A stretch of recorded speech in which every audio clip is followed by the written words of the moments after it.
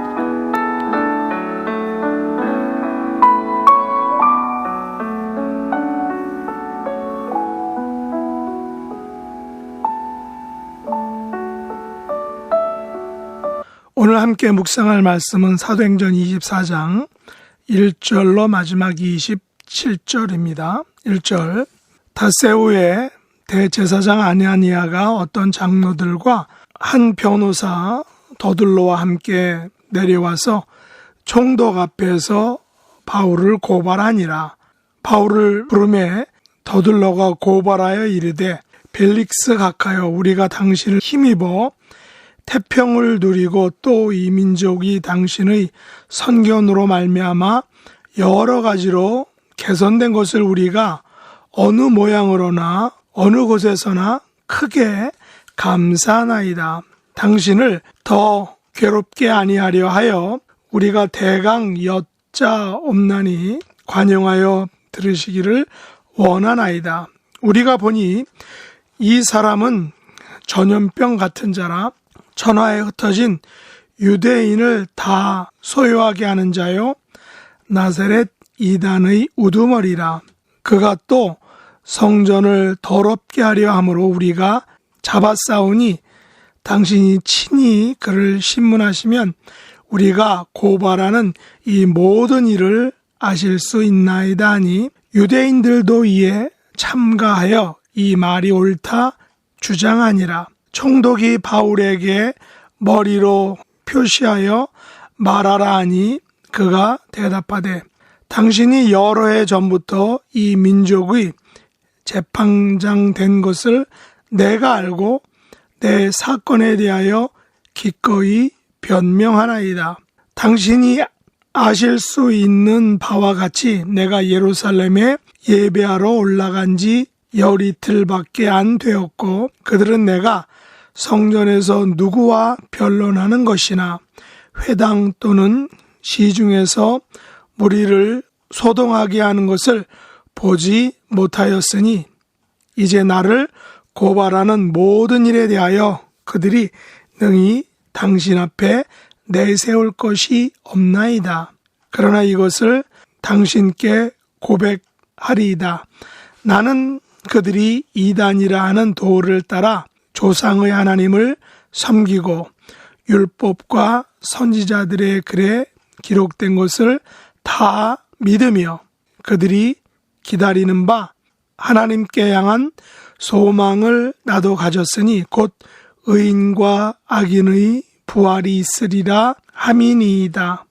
이것으로 말미암아 나도 하나님과 사람에 대하여 항상 양심의 거리낌이 없기를 힘쓰나이다. 여러 해 만에 내가 내 민족을 구제할 것과 제물을 가지고 와서 드리는 중에 내가 결례를 행하였고 모임도 없고 소동도 없이 성전에 있는 것을 그들이 보았나이다. 그러나 아시아로부터 온 어떤 유대인들이 있었으니 그들이 만일 나를 반대할 사건이 있으면 마땅히 당신 앞에 와서 고발하였을 것이요. 그렇지 않으면 이 사람들이 내가 공회 앞에 섰을 때 무슨 옳지 않는 것을 보았는가 말하라 하소서.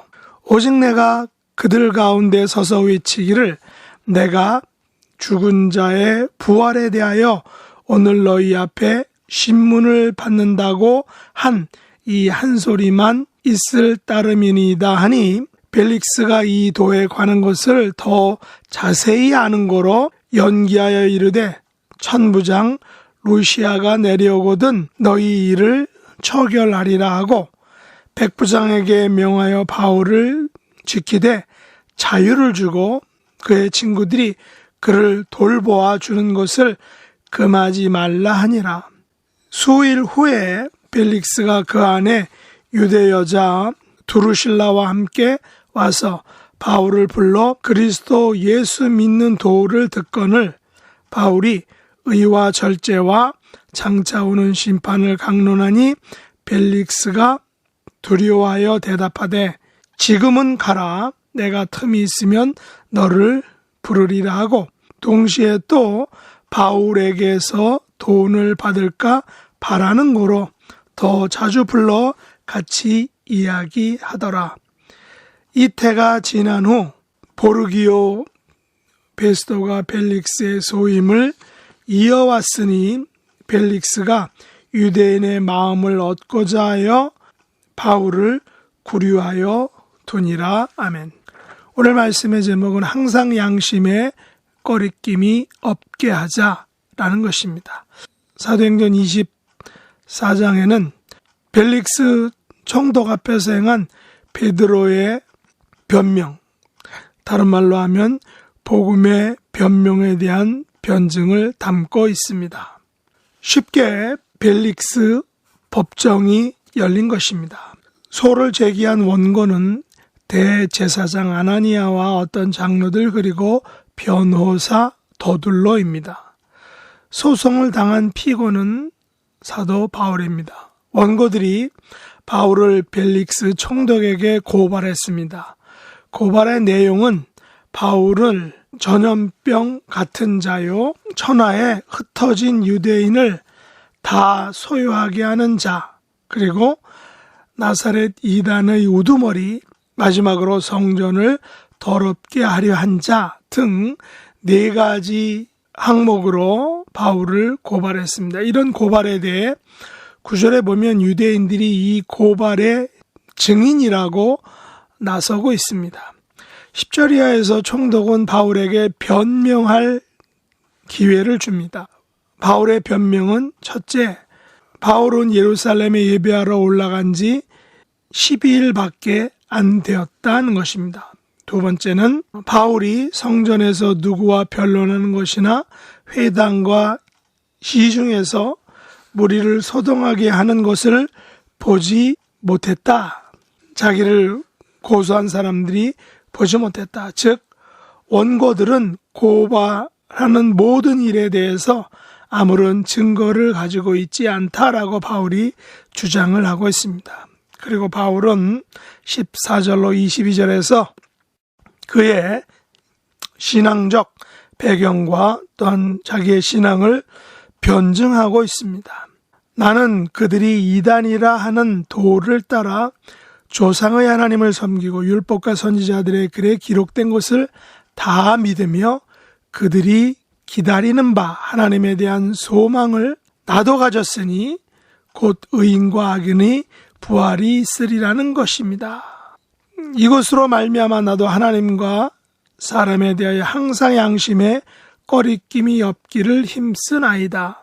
여러 해 만에 내가 내 민족을 구제할 것과 재물을 가지고 와서 드리는 중에 내가 결례를 행하였고 모임도 없고 소동도 없이 성전에 있는 것을 그들이 보았나이다. 그러나 아시아로부터 온 어떤 유대인들이 있었으니 그들이 만일 나를 반대할 사건이 있으면 마땅히 당신 앞에 와서 고발하였을 것이요.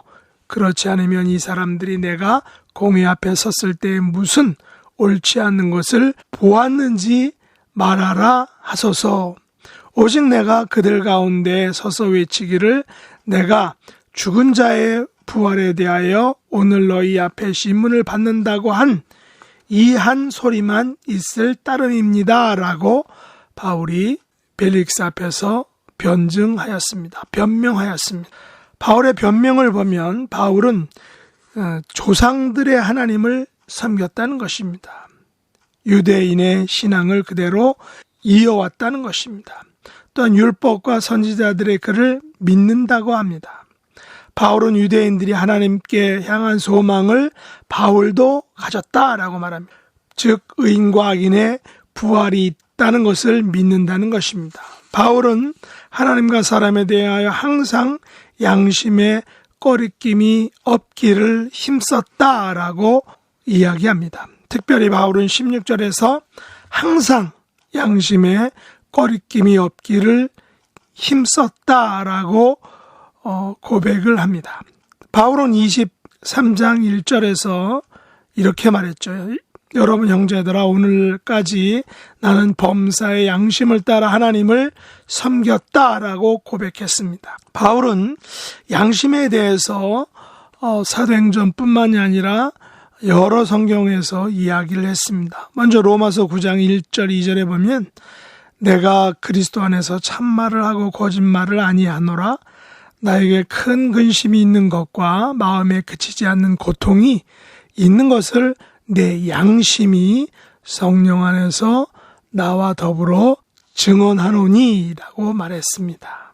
고린도후서 1장 12절에도 우리가 세상에서 특별히 너희에게 대하여 하나님의 거룩함과 진실함으로 행하되 육신의 지혜로 하지 아니하고 하나님의 은혜로 행함은 우리 양심이 증언하는 바니 이것이 우리의 자랑이라 라고 말했습니다. 디모데전서 1장 19절에는 믿음과 착한 양심을 가지라 어떤 이들은 이 양심을 버렸고 그 믿음에 관하여는 파선하였느니라 라고 말했습니다.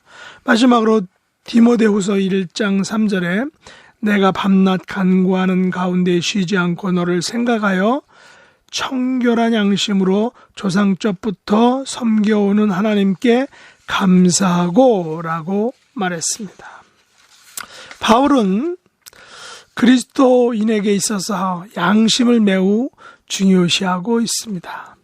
그러나 기독교가 신비주의로 빠질 때나 타락했을 때 이 양심이 어디로 출장을 갔다는 것을 우리가 알고 있습니다. 특별히 기독교가 물질 만능주의에 물들고 또 만머니즘화 되면서 양심이 사라진 것을 우리가 기독교 역사를 통해서 알 수 있습니다. 한국 기독교의 교회 세습 문제가 그 단적인 예라고 할 수 있습니다. 오늘날 한국 정치에서 벌어지는 최근에 계속되고 있는 국정감사 현장에서도 보면 사라진 양심을 우리가 쉽게 찾아볼 수 있습니다. 그런 의미에서 바울이 디모데에게 했던 말씀을 우리 가슴에 깊이 새겨야 할 것입니다. 믿음과 착한 양심을 가지라. 어떤 이들은 이 양심을 버렸고 그 믿음에 관하여는 파손하였느니라. 바울은 믿음과 착한 양심을 함께 강조합니다. 믿음은 강한데 양심이 착하지 않으면 어떻게 될까요? 또 양심은 착한데 믿음이 없다면 어떻게 될까요? 오늘 본문에서 바울이 자기를 변증하는 문맥에서도 하나님과 사람에 대하여 항상 양심에 꺼리낌이 없기를 힘쓴다라고 했습니다. 바울은 민족을 구제할 것과 재물을 가지고 와서 섬겼다고 합니다. 바울은 결례를 행하였고 또 이상한 모임도 하지 않았고 또한 성전에서 소동이 없었다라고 이렇게 말합니다. 어떤 사람들은 믿음을 너무 강조하다 보면 결례를 무시하기도 합니다. 또 믿음을 강조하다 보면 모임의 성격이 이상해지기도 합니다. 또 믿음을 강조하다 보면 다툼과 갈등과 또한 싸움이 일어나기도 합니다. 그리고 믿음만을 강조합니다. 믿음이 양심을 초월한다 라고 이렇게 말합니다. 우리는 바울처럼 만일 나를 반대할 사건이 있으면 마땅히 법 앞에 와서 고발하였을 것이요 라고 말할 수 있어야 한다는 것입니다. 우리는 바울처럼 그렇지 않으면 이 사람들이 내가 공회 앞에 섰을 때에 무슨 옳지 않는 것을 보았는가 말하라 라고 이렇게 이야기할 수 있어야 한다는 것입니다. 바울은 오직 내가 그들 가운데 서서 외치기를 내가 죽은 자의 부활에 대하여 오늘 너희 앞에 신문을 받는다고 한 이 한 소리만 있을 따름이니다 라고 벨릭스에게 당당하게 자기 자신을 변호했다는 것입니다. 바울은 오직 복음만을 증거했다는 것입니다. 바울은 자기를 고발하는 사람들 앞에서 그리고 벨릭스 총독 앞에서 더 나아가서 자신의 양심 앞에 아무런 부끄러움이 없었다는 것입니다. 그런데 오늘 본문에 보면 바울을 고발했던 대제사장 아나니아와 그리고 몇몇 장로들 또한 변호사 더둘로 또 마지막으로 이런 고발인들에게 힘을 실어주었던 유대인들 이 사람들은 그 믿음을 위하여 하나님께서 주신 양심을 무시했다는 것입니다. 또한 벨릭스 총독도 도에 관하여 자세히 알면서도 유대인의 마음을 얻기 위해서 죄가 없는 바울을 풀어주지 않고 계속해서 구류를 했다는 것입니다. 심지어 바울이 구제할 돈을 가지고 있다라고 생각하고 그 바울에게 은근히 돈을 기대했다라는 것입니다. 돈을 받기 위해서 바울을 여러 번 찾아갔고 바울과 이야기를 했다는 것이죠. 바울이 의와 절제와 심판을 말하자 벨릭스는 지금은 가라, 틈이 있으면 다시 부르겠다라고 말하면서 결국 끝내 벨릭스는 바울로부터 받을 수 있는 귀한 선물, 구원의 은혜를 받지 못했던 것입니다. 말씀을 맺겠습니다. 우리도 바울처럼 하나님과 사람에 대하여 항상 양심에 꺼리낌이 없기를 힘쓰는 성도가 되기를 원합니다. 하나님과 사람 앞에 그리고 공회 앞에 섰을 때에 무슨 옳지 않는 것을 발견할 수 없는 그런 하나님 앞에 경건한 삶을 살아가는 저와 여러분 될 수 있길 예수님의 이름으로 축복합니다. 기도하겠습니다. 하나님 아버지, 하나님과 사람에 대하여 항상 양심에 꺼리낌이 없는 삶을 살게 하여 주시옵소서. 믿음과 착한 양심을 가지고 가정과 교회와 세상에서 믿음의 본이 되는 하나님의 백성의 삶을 살게 하여 주옵소서. 예수님의 이름으로 간절히 기도드리옵나이다. 아멘. 하늘에 계신 우리 아버지여, 이름이 거룩히 여김을 받으시오며 나라의 임하옵시며 뜻이 하늘에서 이룬 것 같이 땅에서도 이루어지이다. 오늘날 우리에게 일용할 양식을 주옵시고 우리가 우리에게 죄 지은 자를 사하여 준 것 같이 우리 죄를 사하여 주옵시고 우리를 시험에 들게 하지 마옵시고 다만 악에서 구하옵소서. 대개 나라와 권세와 영광이 아버지께 영원히 싸움나이다. 아멘.